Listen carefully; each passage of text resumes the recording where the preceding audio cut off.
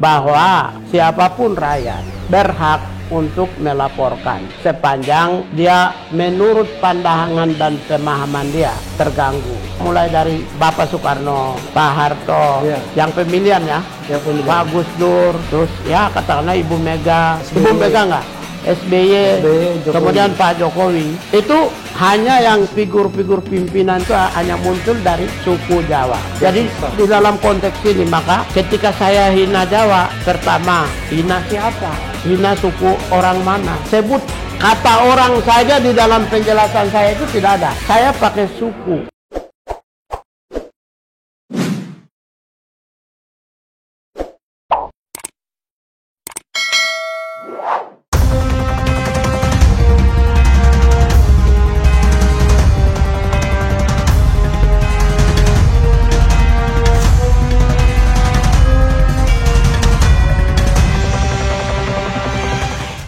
Natalius Pigai dilaporkan dengan dua soal. Ya. Satu, menghina etnis Jawa. Ya. Dua, menghina suku Minang. Ya. Itu duduk persoalannya apa? Kita bicara etnis Jawa dulu.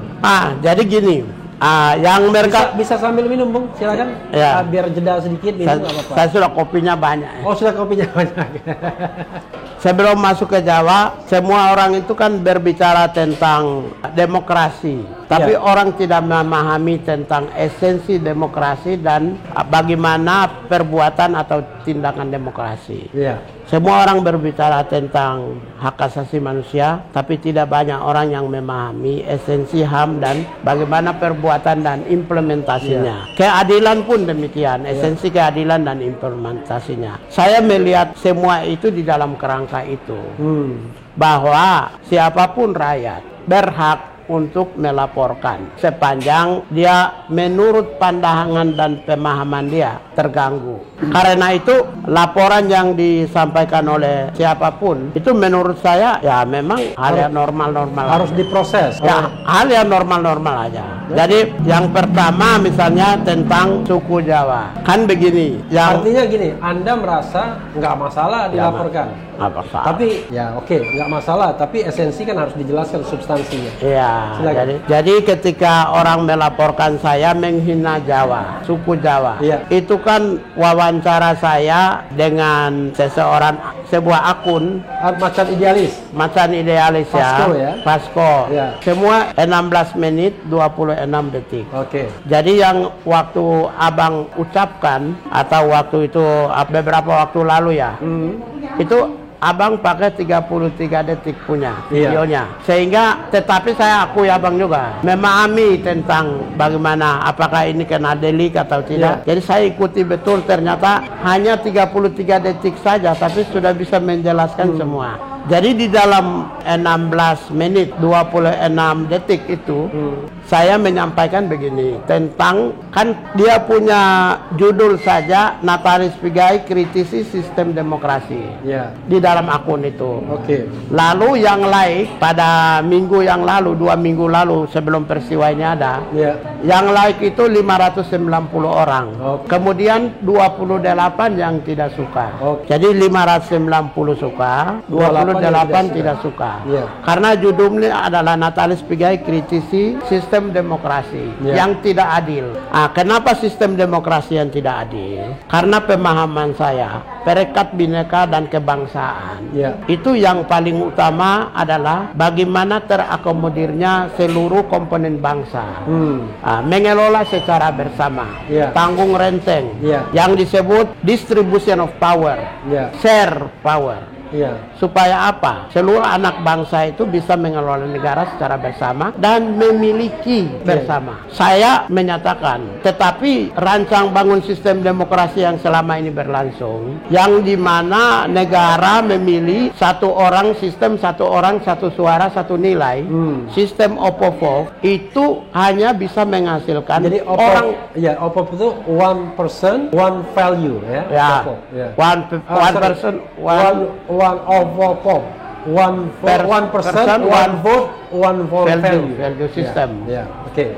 Itu hanya bisa menguntungkan orang-orang yang mayoritas, orang-orang yang jumlah penduduknya banyak, apakah dari sisi agama, apakah dari sisi suku. Sebenarnya tidak hanya dalam konteks pemilihan presiden. Kalau dalam konteks pemilihan gubernur pun, kalau di Papua, kan ada 200 lebih suku ya, tapi ada 2 atau 3 yang sukunya mayoritas. Oke. Mungkin kita turun lagi ke tingkat kabupaten, juga ada 2 atau 3 sukunya mayoritas atau agamanya mayoritas. Sehingga ketika penyelenggaraan pemilu, sistem demokrasi itu kita menggunakan satu orang satu suara, maka nanti orang-orang yang berasal dari mayoritas lah yang jadi pimpinan terpilih.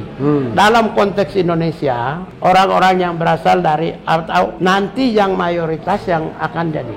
Jadi saya bilang suku Jawa. Saya tidak sebut nama orang dari mana, asli mana. Jadi kenapa saya bilang suku Jawa? Abang boleh menyatakan bahwa ada orang luar Jawa, darah Jawa. Ini bukan persoalan darah Jawa. Ini imajinasi sosial, kemudian ikut menentukan pemilihan kepada seorang individu itu dari mana dia berasal. Itu sangat mempengaruhi, korelasi besar. Sehingga ketika mulai dari Bapak Soekarno, Pak Harto, yang pemilihan ya, Pak Gus Dur, terus ya katakanlah Ibu Mega, Ibu Mega enggak? SBY, kemudian Pak Jokowi, itu hanya yang figur-figur pimpinan itu hanya muncul dari suku Jawa. Untuk presiden. Karena jumlah mereka banyak. Untuk presiden, untuk wakil presiden, sudah dari Sumatera ada. Kalau itu ini saya pakai dalam konteks pemilihan presiden. Kalau nanti di gubernur seperti di Papua, hanya 2 suku yang akan mendominasi. Suku apa aja? Ya, suku saya 18.000. Sukunya Pak Lukas 1 juta.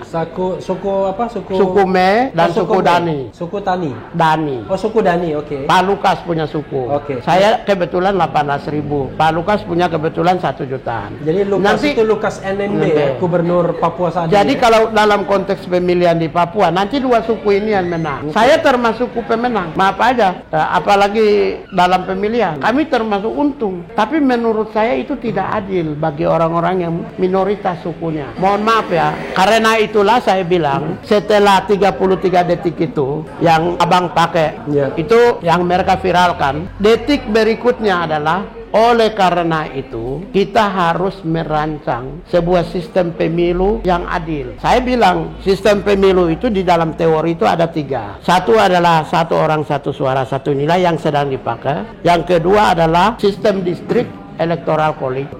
Baru yang ketiga, ya pakai budaya Indonesia, musyawarah mufakat. Baru saya di dalam video itu saya bilang musyawarah mufakat adalah ciri khas Indonesia, basis Pancasila dan Undang-Undang Dasar 45 dan Bhinneka Tunggal Ika. Soal setuju dan tidak itu soal lain ya, tapi yang penting pendapatnya itu. Soal nanti setuju atau kombinasi atau tidak itu kan DPR. Baru di dalam video itu saya tulis, saya bilang di dalam nanti rancangan undang-undang pemilu yang baru itu jangan lagi hanya menggunakan sistem satu orang satu suara, tapi sistem yang lain. Saya usulkan, jadi ada usulan juga. Karena apa? Karena nanti seakan-akan nanti luar dari Jawa, ini bahasa saya ya, apakah, bukan karena, saya bertanya ini, kan namanya YouTube, pasti bisa lihat. Apakah luar Jawa itu babu? Kenapa saya tracing di sini? Ini mengganggu kebijakan pemerintah. Saya sengaja naikkan kata ini, tujuannya adalah menyasar partai politik. Siapa tahu ada yang nuraninya masuk, yang mempertimbangkan keadilan. Tetapi yang disebut babu itu adalah, babu itu artinya adalah pembantu. Jadi kalau Anda gubernur, saya gubernur, maka yang pembantu saya itu babu. Hanya pakai bahasa istilahnya peyoratif. Tidak pakai bahasa Indonesia yang baku. Itu baku juga tapi peyoratif. Jadi mengalami makna yang buruk. Negatif maknanya. Peyoratif misalnya. Ekspresinya yang peyoratif.